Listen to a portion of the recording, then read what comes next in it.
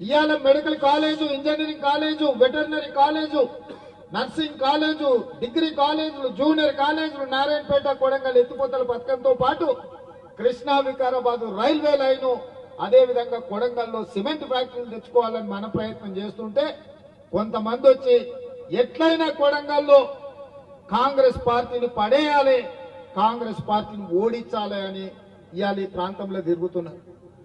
నేను అడుగుతున్న కొడంగల్ నియోజకవర్గ యువకులను, ఇక్కడున్న పెద్దల్ని ఆలోచన చేయమని నేను అడుగుతున్నా. ఎందుకు కొడంగల్లో రేవంత్ రెడ్డిని కింద పడేయాలి? మెడికల్ కాలేజ్ తెచ్చినందుకు కింద పడేయాలనా? ఇంజనీరింగ్ కాలేజ్ తెచ్చుకున్నందుకు కింద పడేయాలనా? వెటర్నరీ కాలేజ్ తెచ్చుకున్నందుకు కింద పడేయాలనా? అదేవిధంగా నర్సింగ్ కాలేజీలు తెచ్చుకున్నందుకు కింద పడేయాలనా? డిగ్రీ కాలేజీలు తెచ్చుకున్నందుకు కింద పడేయాలనా? జూనియర్ కాలేజీలు తెచ్చుకున్నందుకు కింద పడేయాలనా? కరువు ప్రాంతంగా ఉన్న ఈ కొడంగల్ ప్రాంతానికి 4,000 కోట్ల రూపాయలతో నారాయణపేట కొడంగల్ ఎత్తిపోతల పథకాన్ని తెచ్చుకొని ప్రతి ఎకరాకు నీళ్లు ఇస్తున్నందుకు రేవంత్ రెడ్డిని కింద పడేయాలనా?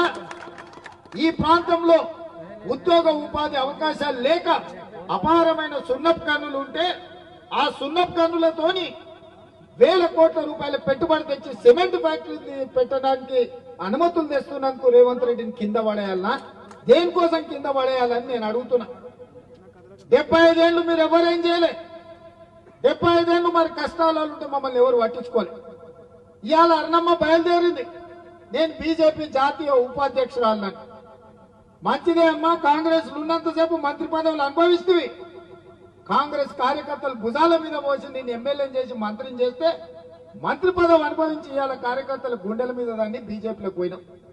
బీజేపీలోకి పోయేమన్నా పాలమూరు రంగారెడ్డి ఎత్తిపోతల పథకానికి ఏమన్నా జాతీయ ప్రాజెక్టులు తీసుకొచ్చినావా? ఈ జిల్లాకు సాగునీరు ఎంత అవసరమో మీకు తెలుసు. నరేంద్ర మోడీ 10 ఏళ్లు ప్రధానమంత్రిగా ఉంటే పాలమూరు రంగారెడ్డి ఎత్తిపోతల పథకానికి జాతీయ ప్రాజెక్టు తేలేదు. కానీ నువ్వు భారతీయ జనతా పార్టీలో జాతీయ ఉపాధ్యక్షురాలు పదవి తెచ్చుకున్నావు. దానివల్ల నీకు లాభమైంది, నీ కుటుంబానికి లాభమైంది తప్ప మా పాలమూరు జిల్లాకి ఏమన్నా ప్రయోజనం ఉందా అని నేను అడుగుతున్నా. ఇవాళ భరసింహారెడ్డి అర్ణమ్మ ఎట్లన్నా చేసే కొడంగల్ తుట్టి చేయాలి, తూటు ఒడవాలి, అప్పుడే రేవంత్ రెడ్డి ఇజ్జత్ తీయాలని ఇలా కంకణం కట్టుకొని ఇట్లకెళ్ళి చీకట్ల తిరుగుతున్నారు. ఆడొకడు ఈడొకడు ఉంటాడు, మోపు అయితేనే ఉంటాడు. ఏ ఊర్లైనా అందరు మంచోళ్ళు ఉంటారా? ఎవడో ఒకడు తలమాసినోడు ఉంటాడు, ఎవడో ఒకడు ఎంగిల్ మెతుకులకు ఆశ పడేటోడు ఉంటాడు. అట్లాంటి వాళ్ళు కొంతమంది వాళ్ళ చుట్టూతో చేరి వాళ్ళందరికీ నేను ఒక మాట చెప్పదలుచుకున్నా. ఇవాళ మన ప్రాంత అభివృద్ధి మనం అందరం కలిసికట్టుగా ఉండి రాజకీయాలకు అతీతంగా కొడంగల్ నియోజకవర్గం నుంచి 50,000 మెజార్టీ ఇచ్చి పాలమూరు పార్లమెంట్ సభ్యుడిగా వంశీచంద్రెడ్డిని గెలిపిస్తే మీ సిపాయిగా ఢిల్లీలో ఉండి పాలమూరు రంగారెడ్డి ఎత్తిపోతల పథకాన్ని జాతీయ ప్రాజెక్టుగా తేవడానికి అవసరమైతే ప్రధానమంత్రితో కొట్లాడతాడు. రాహుల్ గాంధీ గారు ప్రధానమంత్రి అయితే 1,000 కోట్ల రూపాయలు నిధులు తీసుకొచ్చి పాలమూరు జిల్లాను అభివృద్ధి చేయడానికి ఉపయోగపడతాడు. అట్లాంటి అవకాశాన్ని జారవిడుచుకుందామా? ఇవాళ వాళ్ళు వీళ్ళు చెప్పినట్టు మనం నష్టపోదామా? అదేవిధంగా కాంగ్రెస్ ఓడగొట్టాలంటూ బీఆర్ఎస్ వాళ్ళు కూడా మోపారు. నేను అడుగుతున్నా, ఎందుకు ఓడగొట్టాలి కాంగ్రెస్ ను? ఆడబిడ్డలకు ఆర్టీసీలో ఉచిత బస్సు ప్రయాణం ఏర్పాటు చేసినాక ఓడగొట్టాలనా? పేదోళ్లకు రాజీవ్ ఆరోగ్యశ్రీ ద్వారా 10 లక్షల రూపాయలు ఏ దవాఖానకు పోయినా, అపోలకు పోయినా, యశోదకు పోయినా, కామినేని పోయినా బాజాబ్గా నడుచుకుంటా 10 లక్షల రూపాయలు వైద్యం అందించినందుకు ఇవాళ కాంగ్రెస్ పార్టీని ఓడగొట్టాలనా? ఇవాళ ఆడబిడ్డలకు 500 రూపాయలకే ఉచితంగా సిలిండర్ ఇస్తున్నందుకు ఇవాళ కాంగ్రెస్ పార్టీని ఓడగొట్టాలనా? ప్రతి పేదవాడికి 200 యూనిట్లు ఇంటికి ఉచితంగా కరెంట్ ఇచ్చినందుకు కాంగ్రెస్ పార్టీని ఓడగొట్టాలనా? ప్రతి పేదవాడికి ఆయన రాజశేఖర రెడ్డి గారు ఉన్నప్పుడు ఊరూర ఇందిరమ్మ ఇండ్లు ఇచ్చినాం, అడిగిన వాళ్ళకి ఇచ్చినాం, అడిగిన వాళ్ళకి కూడా ఇచ్చినాం. నువ్వు కట్టుకోవా, మళ్ళీ ఎప్పుడు వస్తుందో ఏమో, కాలం ఎట్లొస్తుందో. నీ పిల్లగానికి రేపు పెళ్లి అయితే కష్టమైతే పిల్లగాని కూడా ఒకటి కట్టుకోని తండ్రి కొడుకు కూడా ఆయన 25 లక్షల ఇందిరమ్మ ఇల్లు కాంగ్రెస్ పార్టీ ఇచ్చింది. 10 ఏళ్లు కేసీఆర్ అధికారంలో ఉన్నాడు. ఈ కొడంగల్ మొత్తంలో ఏ ఊర్లోనైనా డబుల్ బెడ్రూమ్ ఇల్లు వచ్చినాయా? ఎవరికైనా వచ్చినాయా? మా జర్నలిస్టులకు ఇళ్ళ పట్టాలని వచ్చినాయా? మరి ఏ పేదోడికి డబుల్ బెడ్రూమ్ ఇల్లు ఇయ్యని ఆ సన్నాసులు ఇవాళ మళ్ళొచ్చి రేవంత్ రెడ్డిని ఓడగొట్టాలి, రేవంత్ రెడ్డిని వడగొట్టాలి. ఈ కుట్రలు కుతంత్రాలు ఏందని నేను అడుగుతున్నా. ఇదే కాదు, నియామకాల కోసమే ఉద్యమం జరిగి 1,200 మంది పిల్లలు ఆత్మ బలిదానం చేసుకుంటే తెలంగాణ రాష్ట్రం వచ్చింది. మీ అభిమానంతో గెలిచి కాంగ్రెస్ అధికారంలోకి వచ్చి నేను ముఖ్యమంత్రి అయిన 3 నెలల 30,000 ఉద్యోగాలు ఎల్బీ స్టేడియంలో నిరుద్యోగ యువకులకు 30,000 ఉద్యోగాలు నియామక పత్రాలు లెక్కబెట్టి తలలు లెక్కబెట్టి 30,000 మందికి ఉద్యోగాలు ఇచ్చిన 30,000 మంది నిరుద్యోగ యువకులకు ఉద్యోగాలు ఇచ్చినందుకు ఇవాళ నన్ను ఓడగొట్టాలనా నన్ను వడగొట్టాలనా? బీసీ జనాభా ఎంతుందో లెక్కను తెలవక 60 ఏళ్ల నుంచి బీసీలు కొట్లాడుతుంటే ఈ తెలంగాణ రాష్ట్రంలో ఉన్న బీసీల జనాభా మొత్తం లెక్క కట్టుండ్రి, లెక్క ప్రకారం వాళ్ళకు నిధులు ఇవ్వాలి, నియామకాలు చేపట్టాలని బీసీ జనాభా లెక్కలు కట్టమని ఆదేశాలు ఇచ్చి జీవోలు ఇచ్చి నిధులు ఇచ్చినందుకు రేవంత్ రెడ్డిని ఓడగొట్టాలి, కాంగ్రెస్ పడగొట్టాలన్నా దేనికోసం పడగొట్టాలి, దేనికోసం ఓడగొట్టాలి మీరు ఆలోచన చేయండి మిత్రులారా. ఇవాళ ఎవరికన్నా ఓటేస్తే కాంగ్రెస్ కు సుక్క నీరు వస్తుందా? కొడంగల్లో ఉండే తండాలకు రోడ్లు వస్తాయా? ఈడుండే చదువుకునే పిల్లలకు ఉద్యోగాలు వస్తాయా? ఇవాళ వాడు చెప్పిండనో వీడు చెప్పిండనో మతం పేరు మీదనో భాష పేరు మీదనో పంచాయతీలు పెట్టి కలిసిమెలిసి ఉండే కోస్గిలో ఇవాళ పంచాయతీలు పెట్టి కాడికి వచ్చారు. ఎన్నడన్నా కోస్గిలో ఎన్నడన్నా కొట్లాడుకున్నామే? శ్రీరామనవమికి వాళ్ళు వచ్చి పీర్ల పండుగకు మనం పోతుంది. ఎన్నడన్నా మన మధ్యలో పంచాయతీ ఉందా? గెట్టు తగాదా ఉందా లేకపోతే ఆస్తి తగాదా ఉందా? కానీ ఇవాళ ఓట్ల కోసం మళ్ళీ పంచాయతీలు పెట్టాలని కొంతమంది బయలుదేరారు. ఇది మన ప్రాంతానికే మంచిది కాదు మిత్రులారా, ఆలోచన చేయండి. కొడంగల్ అంటే ప్రశాంతం. ఎన్నికలు వచ్చినప్పుడు ఎవరి పార్టీకి వాళ్ళకి చేసుకుంటాం, ఎన్నికలు అయిపోయిన తర్వాత ఎవరి పని వాళ్ళు చేసుకుంటాం. ఎవరి దగ్గరికి ఎవరు పోయి ఎవరి మీద ఎవరు కేసులు పెట్టుకోం. ఇవాళ అక్రమ కేసులు పెట్టుకునే పరిస్థితి, జుట్లు పట్టుకొని కొట్లాడుకునే పరిస్థితి ఇవాళ కొంతమంది కల్పిస్తున్నారు. అందుకే మిత్రులారా, ఈ కొడంగల్లో ఈ 5 ఏళ్లు నేను ఒక్కటే మాట చెప్పదలుచుకుని ఇక్కడ ఉన్న పెద్దలందరికీ, ఇక్కడ ఉన్న యువకులందరికీ, ఈ 5 ఏళ్లు రాజకీయాలు వద్దు. ఈ 5 ఏళ్లు ఎవ్వని గురించి ఎవ్వడు భ్రమలు కల్పిస్తే భ్రమలు పడకండి.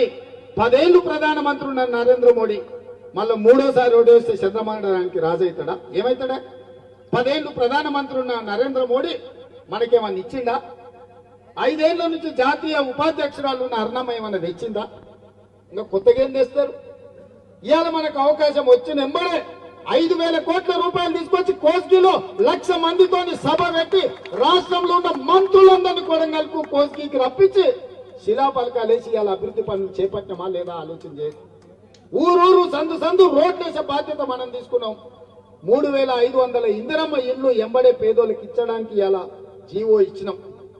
4,50,000 ఇళ్లు 22,500 కోట్ల రూపాయలు కేటాయించి రాష్ట్రమంతా పేదోళ్లకు ప్రతి ఇంటికి 5 లక్షల రూపాయలు ఇల్లు కట్టుకోనికే ఇవాళ ఇచ్చిన మాట వాస్తవం కాదా? ఒక్క కొడంగల్లో నేను 40 కోట్ల రూపాయలకు సీసీ రోడ్లు ఇచ్చినాం, డబుల్ రోడ్లు ఇచ్చినాం, ప్రతి తండాకు రోడ్లు ఇచ్చినాం. దాదాపుగా 700-800 కోట్ల రూపాయలు 100 రోజుల్లో కొడంగల్లో రోడ్ల కోసం ఇచ్చిన మాట వాస్తవం కదా? మళ్ళా 100 ఏళ్ళైనా ఇన్ని నిధులు ఎవడన్నా తెస్తాడా? ఇలా కేవలం ఓడిచుర్రి ఎట్లనే వేసి రేవంత్ రెడ్డి పరపతి తగ్గియాలంటే కొడంగల్ మెజార్టీ తగ్గియాలి, లేకపోతే రేవంత్ రెడ్డిని దెబ్బతీయాలి, దొంగ దెబ్బ తీయాలని వెనకంగా గూడుపుటాన్ని చేస్తారు. ఇది రేవంత్ రెడ్డిని దెబ్బతీయడం కాదు, కొడంగల్ ప్రతిష్టను దెబ్బతీయడం, కొడంగల్ అభివృద్ధిని దెబ్బతీయడం, కొడంగల్ ఆత్మగౌరవాన్ని దెబ్బతీయడం, కొడంగల్ కు భవిష్యత్తులో జరగబోయే అభివృద్ధిని అడ్డుకోవడము. ఒకవేళ ఏదైనా తప్పిదం జరిగితే కృష్ణా వికారాబాద్ రైల్వే లైన్ రాకుండా పోతే, కొడంగల్లో వచ్చే సిమెంట్ ఫ్యాక్టరీ రాకుండా పోతే, నారాయణపేట కొడంగల్ ఎత్తిపోతల పథకం ఆగిపోతే, పాలమూరు రంగారెడ్డి ఎత్తిపోతల పథకానికి జాతీయ ప్రాజెక్టు రాకుండా పోతే ఇవన్నీ నష్టాలు జరుగుతాయి మిత్రులారా. అందుకే ఈడికొచ్చిన ప్రతి కార్యకర్తకు నేను ఎక్కడున్నా నా గుండె చప్పుడు కొడంగలే. నేను ఏ స్థాయికి ఎదిగినా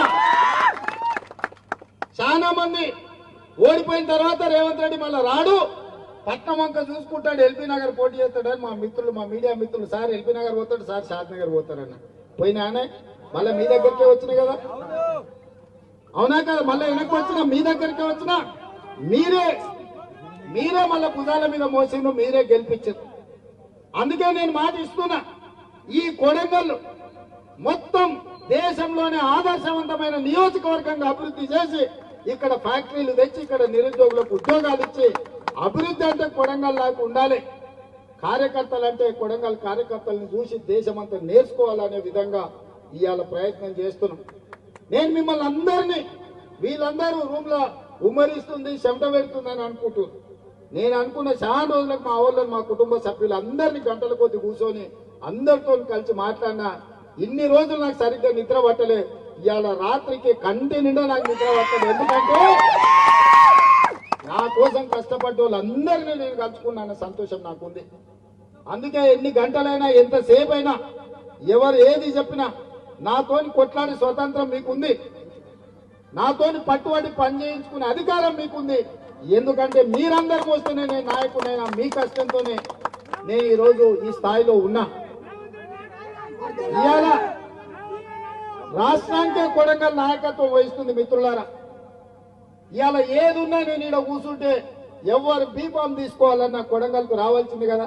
ఎందుకంటే నేను చెప్పిన 119 నియోజకవర్గాల వాళ్ళు కొడంగల్లో కొండరెడ్డిపల్లిలో కూర్చుంటే కూడా వచ్చి బీఫామ్లు తీసుకుపోతారు. ఇది మన ఆత్మగౌరవం. ఇవాళ కూడా చెప్తున్నా 17 పార్లమెంటు ఎంపీలు మనం కొడంగల్ ఇంట్లో కూర్చుంటే ఇక్కడికి వచ్చి బీఫామ్ తీసుకొని పోవాలి. ఇంత గౌరవం మనకి ఇచ్చినట్టే కదా సోనియమ్మ.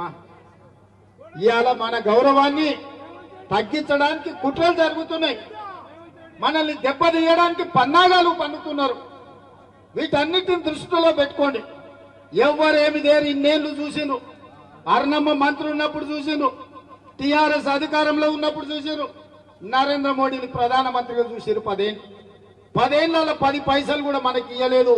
మనం సచ్చినమా బతికినమా అని మనల్ని ఎవరు అడగలే. 100 రోజుల్లో సోనియమ్మ ఇందిరమ్మ రాజ్యం వస్తే సోనియమ్మ నాయకత్వంలో కొడంగల్కు 5,000 కోట్ల రూపాయల అభివృద్ధికి వచ్చినాయి.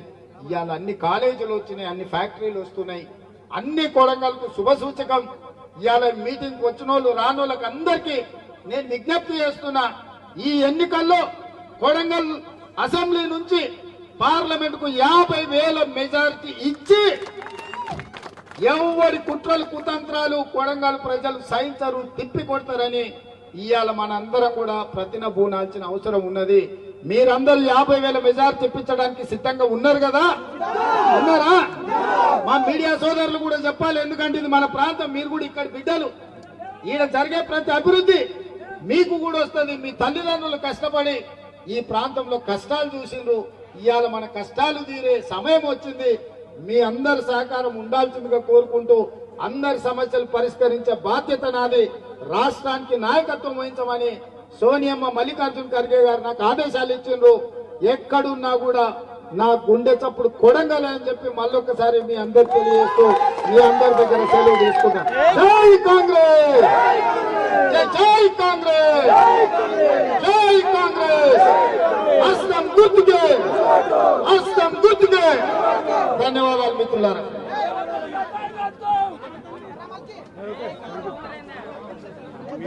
Thank you.